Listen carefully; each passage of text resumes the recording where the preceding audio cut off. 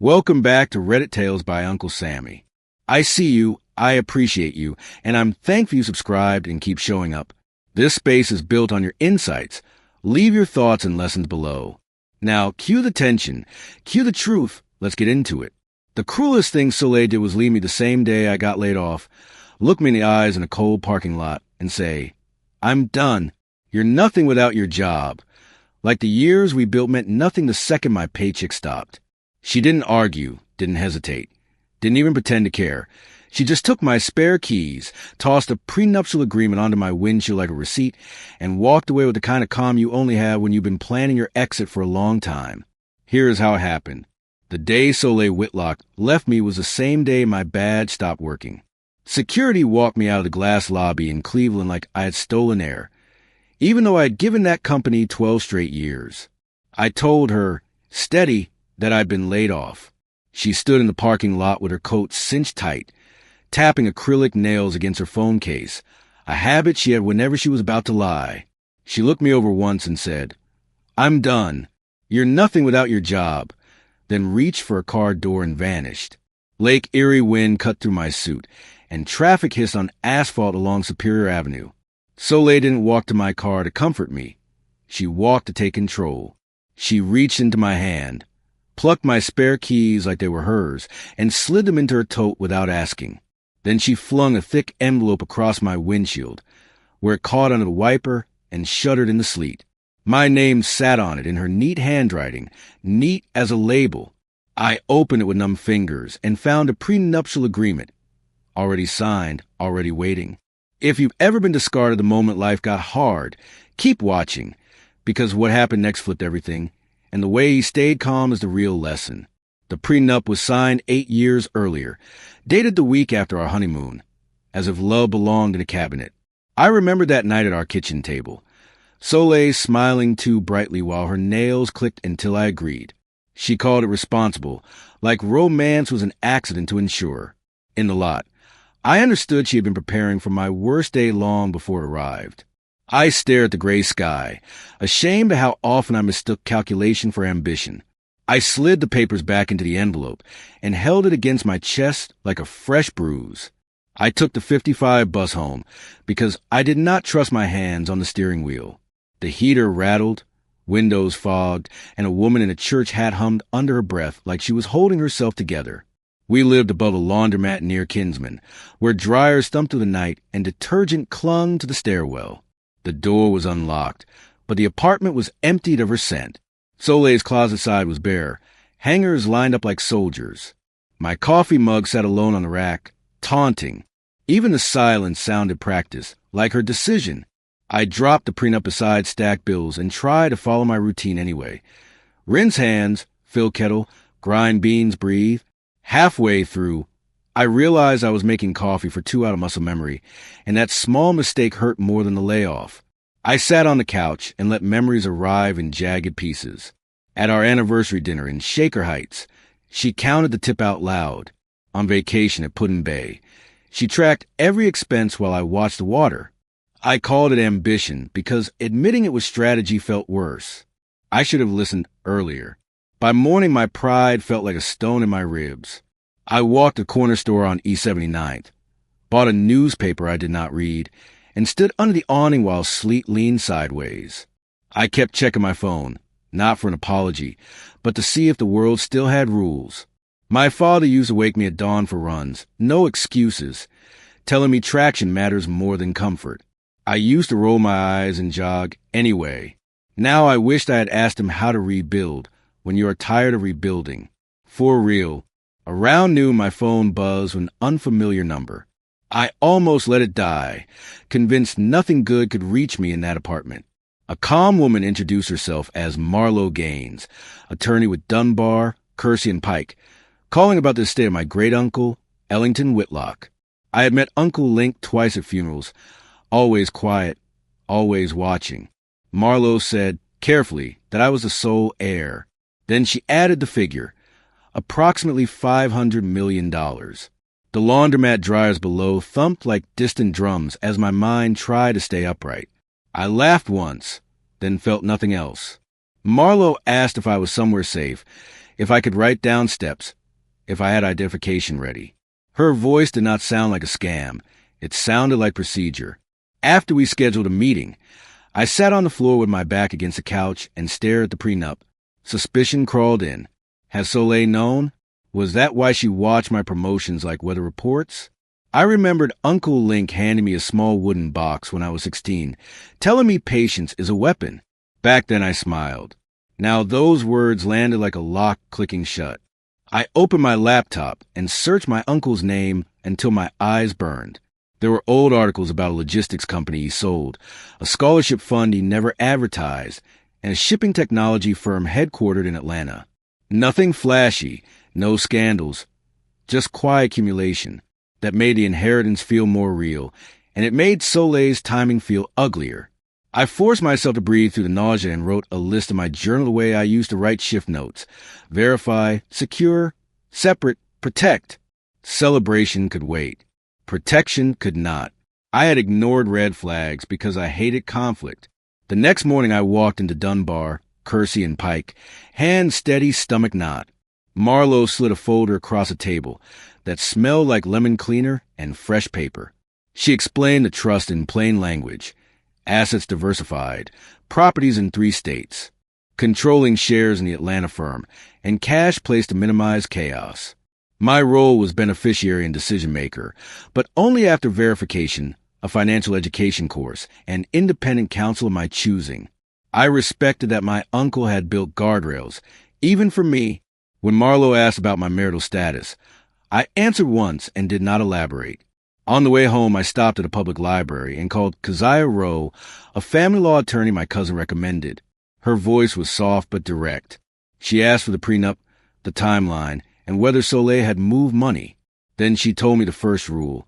Stop explaining yourself to someone who already decided your value. That evening, I boxed Soleil's leftover things without drama. A scarf, a bracelet, a framed photo she once called lucky. I labeled the box with her name and the date she left, and slid it under bed like a record for proof. The first week after the layoff, I treated my days like training. I woke at 5:10 a.m., ran along the lakefront, then came back to shower and cook eggs slowly, the way my grandmother taught me. When anxiety hit, I washed dishes that were already clean because motion kept me from spiraling. I read about trusts and foundations until my eyes ached, highlighting clauses and writing questions for Marlowe. I did not buy a car. I did not tell anyone about the money. I practiced sitting still with discomfort because that was the only muscle I had neglected. Soleil broke her silence on day 4 of the text. Are you okay?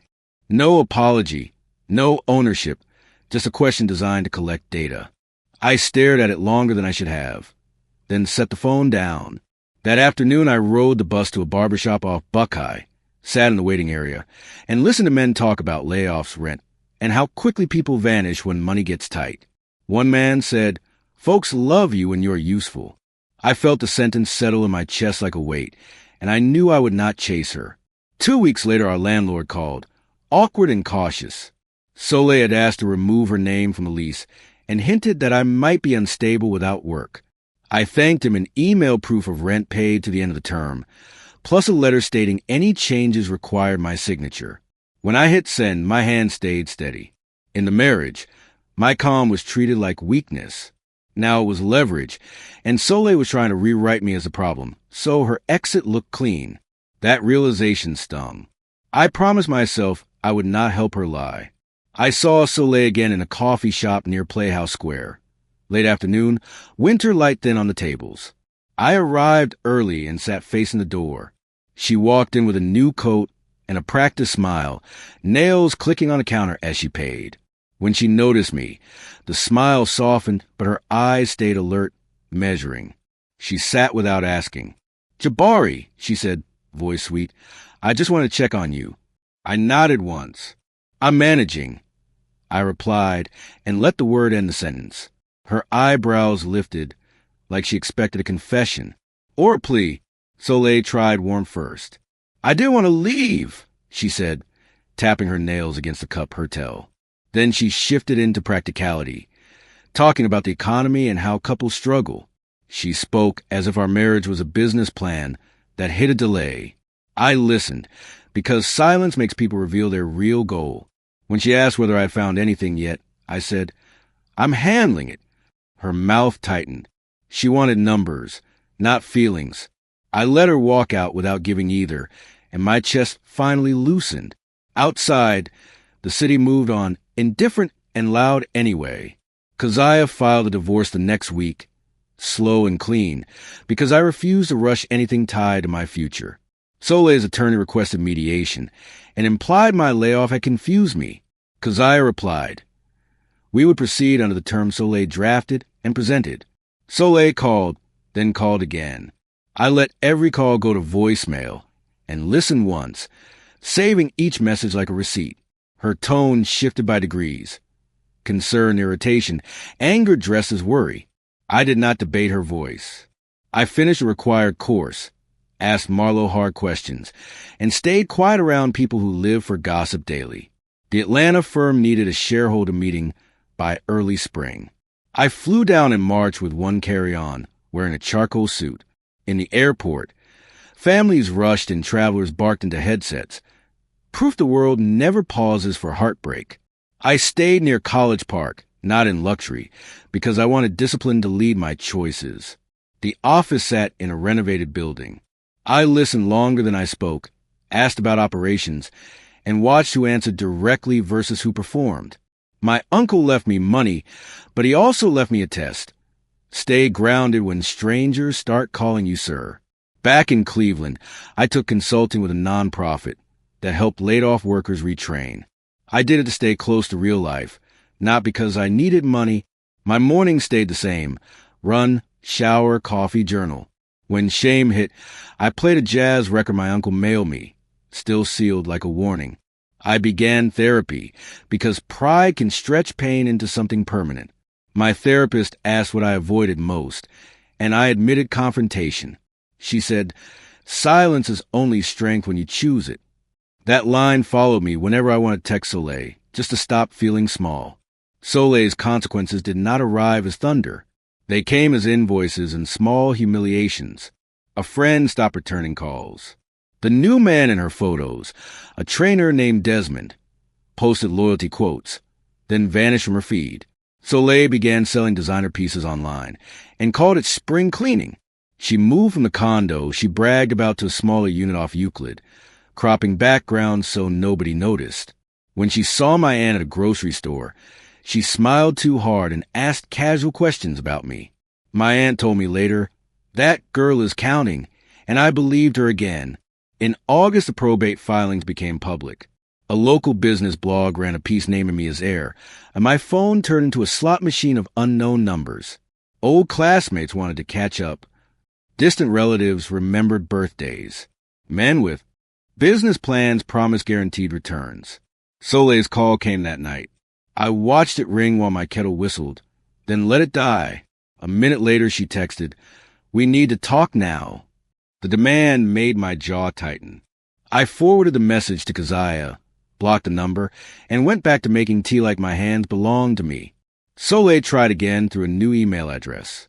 The message was longer, less polished, and it revealed more than she meant to show. She wrote about rent increases, friends who stopped answering, and a car note she could not refinance. She blamed bad influences and claimed she had been misled by people promising a better life. Then she hit her real point. I know you have resources. I stared at that line until it stopped surprising me. I archived the email, sent a copy to Keziah, and did not reply. My silence was not punishment. It was boundary. For good. In late April, I accepted a fundraising gala invitation in Atlanta from one of my uncle's former partners. I used to avoid rooms like that because they made me feel borrowed. Then I remembered Uncle Link's warning. Wealth is loud by default, so you either shape it or it shapes you. The venue was a warehouse with chandeliers and brick, conversations measured. I moved slowly, listening. Then Soleil entered with women in gowns, laughter, phones angled. Her smile froze for a beat when she saw me, then returned. I stayed where I was and let her decide whether to approach. Soleil approached like we were still married, as if the parking lot envelope never existed. She stopped close, tapped her nails on her clutch, and said, "Jabari, I didn't know you'd be here." Her eyes swept my suit and posture, hunting for clues. I kept my voice even. "Neither did I said. She tried memories and inside jokes, testing whether I would soften. I answered in short sentences, because long ones invite edits. When she asked if I was doing well, I said, "I'm stable." She blinked at the word, then smiled again, recalculating. Her nails paused and resumed. During dinner, the host described a technical training center plan for the south side of Atlanta. When the pledge moment came, my table captain looked at me, and I stood. I pledged a substantial amount, not to impress strangers, but because I remembered the barbershop talk about how love turns conditional when money gets tight. I wanted usefulness to belong to people again, not to employers or spouses. The room clapped, polite and controlled, and I kept my face neutral. Across the ballroom, Soleil's smile faltered in a way she could not hide. Power shifted without noise. I felt it. After the program, I stepped onto a balcony for air, city lights below like scattered coins. Footsteps came behind me, careful, and I knew before I turned that it was Soleil. She stood beside the rail, shoulders tense, and her voice dropped into practiced softness. "I made a mistake," she said. Her nails tapped the metal once, then stopped, like she remembered I watched patterns.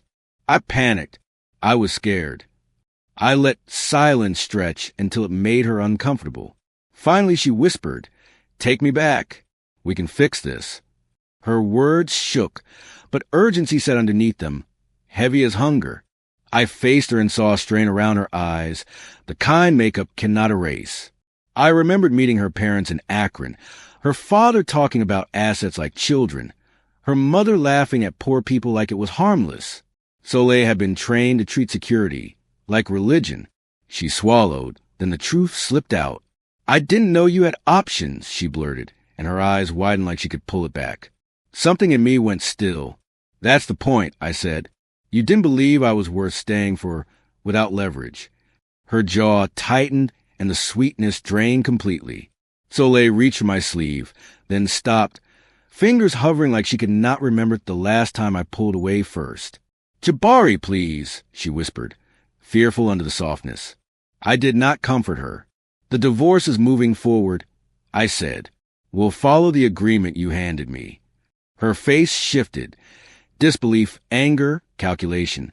"You're going to throw away our years," she snapped. I kept my voice low. "You threw them away in that parking lot."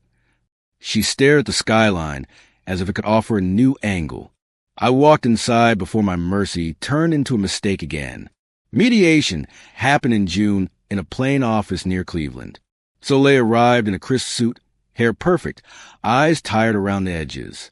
She tried charm, then shifted into grievance when numbers appeared.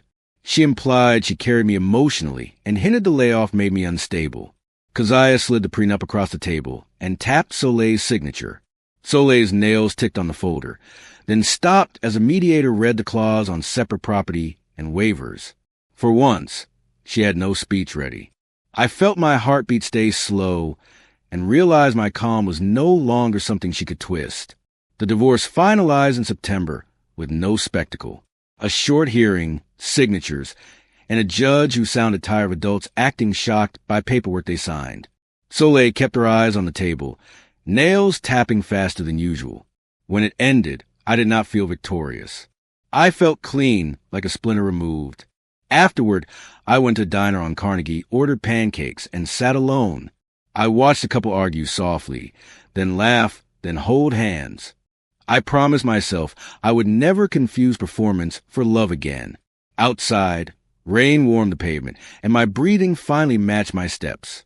In October, I launched the Whitlock Skills Foundation with no press conference. We met in a library conference room and approved our first grants: training vouchers, child care stipends, transportation cards. I visited a program site and spoke with adults learning warehouse skills. I did not mention inheritance. I talked about showing up tired and keeping receipts on your own progress. A man told me he had been laid off too and thought it was over. I said it changes shape, but it keeps going. Driving home, I realized my uncle's gift was a chance to be useful without being used. In November, Soleil showed up outside my building without makeup, hair pulled back, shoulders slumped. She looked smaller, not because life punished her, but because her strategies met reality. "Jabari," she said, voice rough, "I can't do this alone." My old instinct to fix things rose. Then I remembered the parking lot and the word nothing. I kept my tone gentle. "You have choices," I said, and she flinched at the word. I handed her a card for the nonprofit and a number for a counselor. I did not invite her in.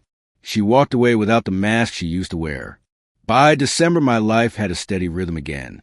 I consulted with a nonprofit, took board calls for the Atlanta firm, and ran at dawn when the streets were quiet. Uncle Link's wooden box stayed on my desk. Inside were two things: a note that read, "Choose your people carefully," and a chess pawn card from Walnut. I finally understood the lesson. Power is not money. Power is refusing to hand your future to someone who only shows love when the numbers look good. When loneliness crept in, I cooked, journaled, and called family instead of scrolling through ghosts. In January, an analyst from Atlanta, Amaris Vaughn, visited Cleveland to review a program site. Amaris was steady in every call, never flattering, never panicking, always focused on what worked. We ate lunch near University Circle and talked about supply chains and community needs. There was no romance, just respect. She asked what I learned from the divorce. I told her I spent years mistaking quiet for peace. "Peace requires honesty," she said, stirring her tea once and aligning the spoon with the napkin. That small precision made me smile. Stability has a sound, and it is not loud ever. The last message I got from Soleil came in early February, almost a year after the layoff. It read, "I heard about the foundation. I guess you didn't need me." I felt no rage, only clarity. Even then, she framed herself as necessary, as if love were an accessory to success. I typed a response, then deleted it. No paragraph can rewire someone who thinks abandoning a person at their lowest is reasonable. I blocked the email and closed my laptop. Below, dryers turned and the world kept moving. My life no longer required her approval. That was enough today. People ask if I regret not taking revenge. They picture fireworks, public humiliation, courtroom speeches, viral exposés. What I did was smaller. I kept my name clean, followed the agreement Soleil wrote, and protected my inheritance with structures she could not charm. I invested in people who needed momentum, not in people selling shortcuts. I also faced my own flaws. I stayed quiet too long because I hated conflict, and that taught Soleil she could set the rules. Therapy taught me a better kind of quiet, the kind you choose. Soleil's lesson came from reality, not from me. In time, on the anniversary of the layoff, I drove past the old office park and parked nearby. The building looked the same, but the company logo had changed, like it had already forgotten me. I sat with the engine off and felt what I had postponed. Losing the job hurts. Losing the marriage hurt differently, because it revealed conditional love. I did not turn Soleil into a villain. She was who she had always been, and I ignored it because I wanted the story to work. Owning that made me lighter. I started the car and drove away without looking back. When I got home, the laundromat below was busy, lights bright against dusk. A kid held the door for an older woman, and she thanked him. I climbed the stairs and noticed the hallway no longer felt like a corridor to an argument. It felt like home. I brewed coffee and wrote in my journal. Silence can become agreement if you never name what you deserve. I wrote again. Boundaries are not revenge. They are maintenance. I closed a notebook and listened to the dryer thump, steady as a heartbeat. For the first time in months, that sound felt like continuity. Money did not fix what happened. It just removed excuses. When the trust finalized, I built layers Soleil could not penetrate. Independent counsel and a paper trail for every decision. I learned to say no without explaining and to pause before answering. Amaris helped me audit the Atlanta firm and clean up contracts my uncle tolerated out of loyalty. We cut waste, hired better managers, and paid people on time. At night, I walked past corner stores and listened to the street. The difference was simple. I no longer beg to be chosen. I chose myself quietly every day after. If this story hit you, drop a comment with one word: boundaries. I want to know who's choosing peace over being used. And I'll pin the realest one. Soleil never apologized in words that held weight, and I stopped waiting for it. Her cruelty was simple. She left the moment my paycheck disappeared, then reached back when she heard about the inheritance. I did not punish her. I just stopped offering my life to someone who treated love like a transaction. My mornings begin with the same ritual: shoes by the door, breath in air, coffee afterward, journal open, plans in ink. The work continues, the foundation grows, and my peace stays private. If she ever tells a story, she will call it timing. I call it truth. The end.